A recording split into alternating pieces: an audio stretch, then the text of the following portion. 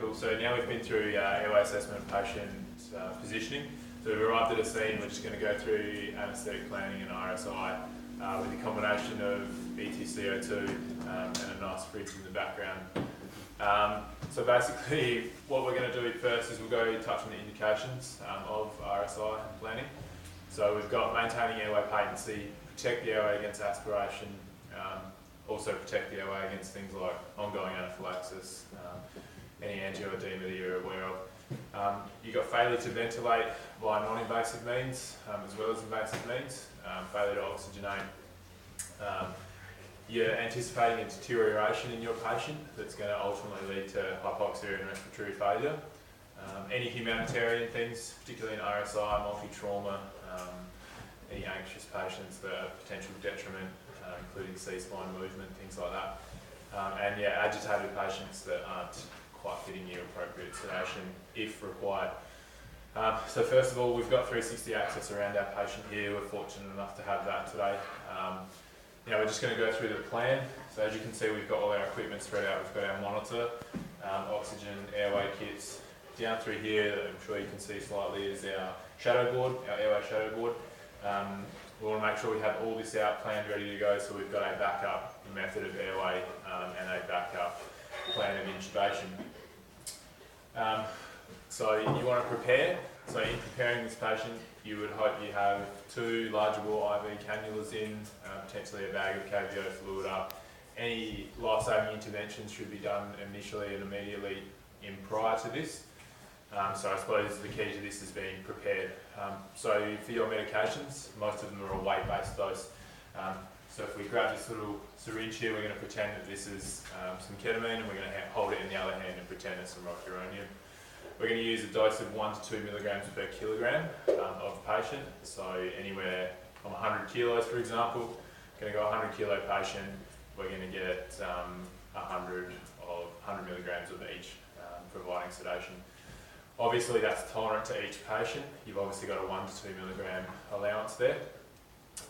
It is done through slow push, not fast push, just in terms of hypotension. Something to keep in mind that we'll go through shortly in other topics. So we want to have all our bag valve masks set up, ready to go. Everyone's on board plan.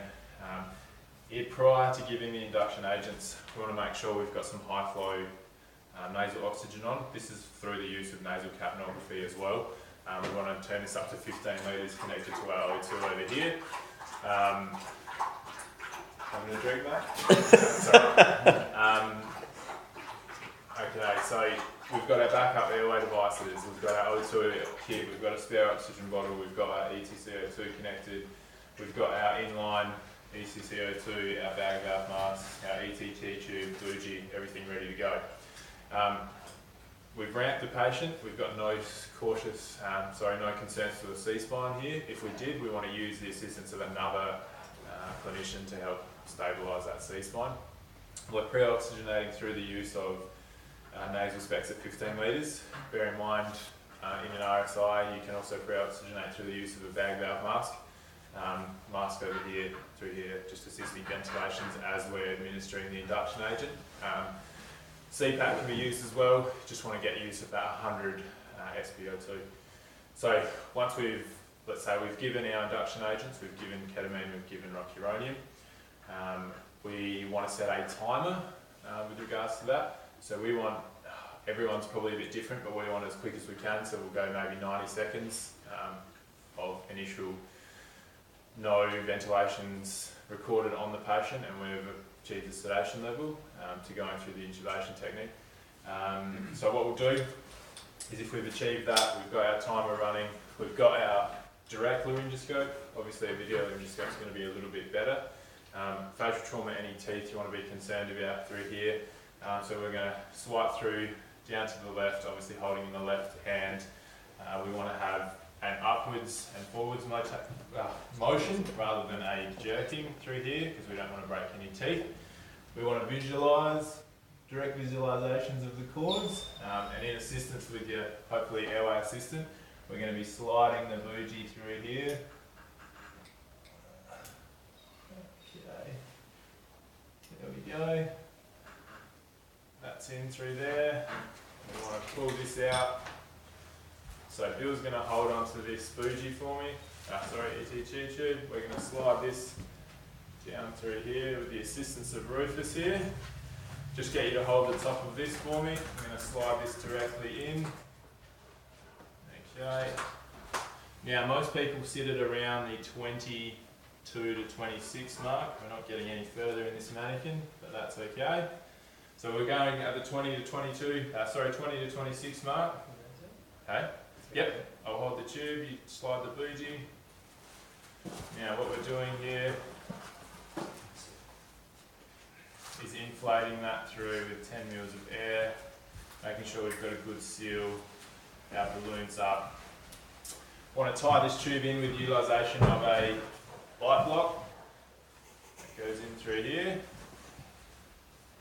It's probably a pretty good pipe block actually. I'm going to chunk through that. So we're tying that tube in.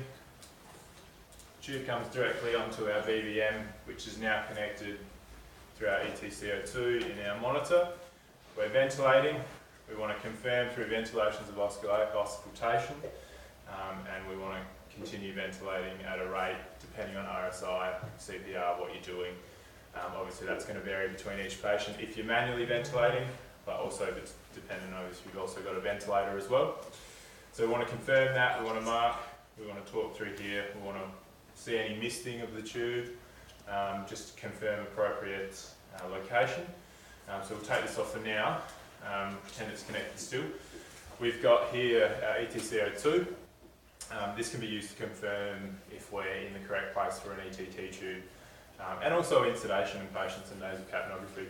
So what you want to look for in indications, for example, safe procedure management, pathway considerations for deterioration if you're not getting a reading, why you're not getting a reading, and it's utilised predominantly in sedation and RSI patients.